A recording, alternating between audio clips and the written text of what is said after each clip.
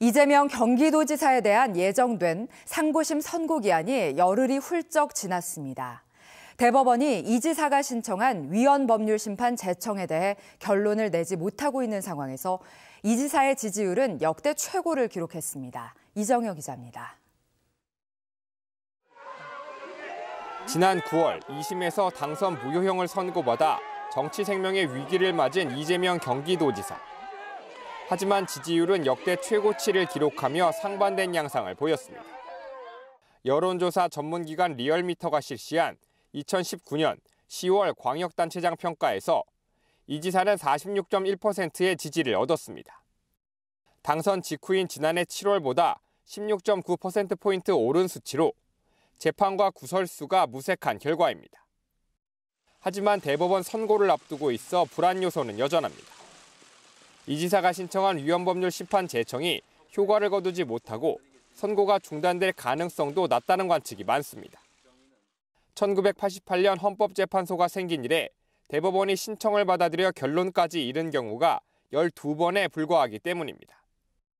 상고 선고 기한도 벌써 열흘 이상 지나 대권 잠룡인 이 지사에 대한 선고를 더 오래 끌지는 않을 것으로 분석됩니다. 이르면 이달 말, 늦어도 내년 초에는 선고가 나올 것으로 보입니다. 불안한 외줄타기를 계속하고 있는 이재명 지사. 임기를 끝까지 채울 수 있을지 관심입니다. OBS 뉴스 이정현입니다. 이재명 경기도지사는 앞으로 어떻게 되는 건지 취재기자와 함께 이야기 나누겠습니다.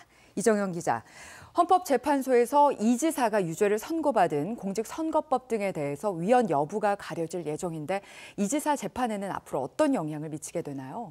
네, 결론부터 말씀드리면 당장에는 영향이 없습니다. 헌법재판소가 받아들인 건 이 지사가 신청한 위헌법률 심판 제청이 아니고 지역 정치인들이 신청한 헌법소원이기 때문입니다. 이해가 잘 가지 않으실 텐데요. 위헌법률 심판과 헌법소원을 구분하면 이해가 좀 더 쉬울 것 같습니다. 헌법소원과 위헌법률 심판 모두 헌법재판소에 헌법에 위배되는 법률을 심판해달라는 점에서 그 기능은 같습니다. 단 신청하는 주체가 다릅니다.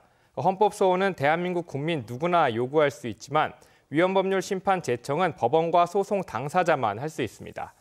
법원이나 소송 당사자가 재판의 근거가 되는 법에 대해서 문제점을 제기했기 때문에 위헌법률 심판이 받아들여지면 재판은 중단됩니다. 반면 헌법소원은 국민 누구나의 권리이기 때문에 특정 재판에 영향을 미치지는 않습니다. 재판 결과는 두 가지 다 국민 모두에게 영향을 미친다는 점에서는 동일합니다. 네, 그렇다면 이 지사가 대법원에 신청한 위헌법률 심판 제청은 아직 신청이 수용 여부가 결정되지 않았는데 전망이 어떤가요? 네, 지금까지 통계를 보면 받아들여질 가능성은 극히 낮습니다.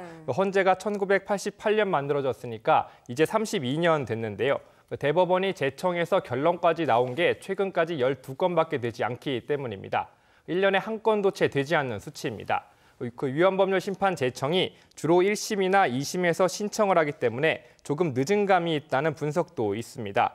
하지만 법원의 결정이 통계를 따라가는 것은 아니기 때문에 섣부른 판단은 쉽지 않은 상황입니다. 네, 그렇다면 받아들였을 경우와 또 받아들이지 않을 경우 이 두 가지 시나리오를 예측해야겠네요.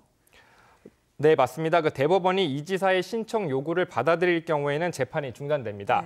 헌재의 결정을 기다려야 하기 때문인데요. 이미 유사한 사안으로 헌재에서 판단을 내린 바가 있지만 평균적으로 1년에서 2년 정도 걸릴 것으로 보입니다. 재판이 중단됐기 때문에 이 지사의 임기는 그대로 유지됩니다. 이 때문에 꼼수를 쓴 것 아니냐는 비판이 일고 있었는데요. 이 지사는 아니라고 선을 그었습니다. 관련 발언 들어보시죠. 재판이 이것 때문에 지연되거나 그럴 가능성은 없습니다. 그리고 제가 단언하건대 도지사 불법인 상태에서 도지사 조금이라도 오래 하려고 소위 꼼수를 쓴다든지 이런 일은 없습니다. 네, 그렇다면 받아들이지 않을 경우에는 어떻게 되는 건가요? 네, 받아들이지 않을 경우에는 재판이 그대로 진행됩니다. 이 지사의 재판은 지난 5일이 선고기한이었는데요. 이미 선고기한이 훨씬 지났기 때문에 조만간 재판이 진행돼 결과가 날 것으로 보입니다.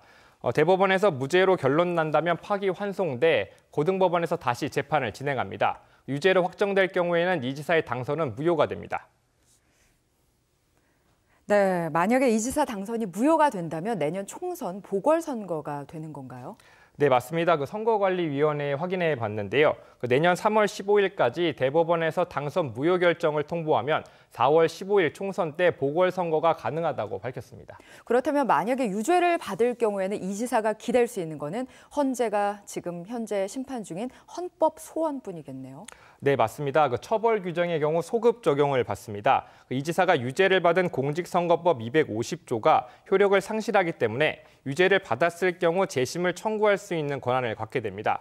다만 재심에서 무죄를 선고받는다고 해도 보궐선거를 통해 새 지사가 뽑혔다면 그 복직이 가능한지는 아직 불투명한 상황입니다. 네. 선관위에서도 한 번도 경험하지 못한 사례라 섣불리 결론을 내리지 못하고 있는데요. 다만 선거에 출마할 수 있는 권리인 피선거권은 회복될 것이라고 예측했습니다. 아직 결론이 난 상황이 아니라 조심스럽지만 헌법 소원이 이 지사의 동아줄로 역할을 할 수 있을지 관심이 가는 건 분명해 보입니다. 네, 하루빨리 결론에 도달해 도정이 안정되길 바라겠습니다. 오늘 말씀 잘 들었습니다.